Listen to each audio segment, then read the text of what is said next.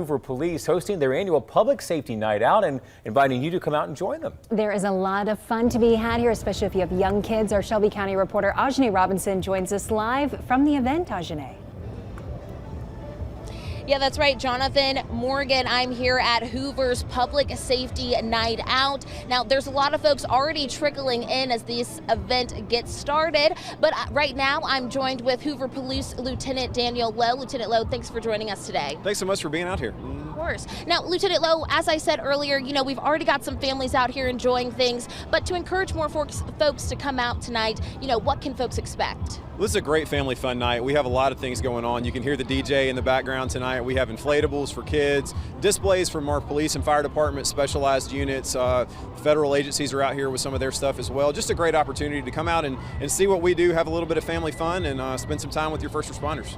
Definitely. Well, Lieutenant Lowe, it's always nice to see, the police department kind of bridging that gap between law enforcement and the public. Can you talk to us a little bit about why you guys host events like these? Absolutely. I always say we are not able to do what we do as a police department without a partnership with the community. And events like this are a way for you to come and meet us, see who we are. We're normal people who live normal lives just like everybody else. And this is an opportunity to have a fun setting where you can get to know us and see what we do.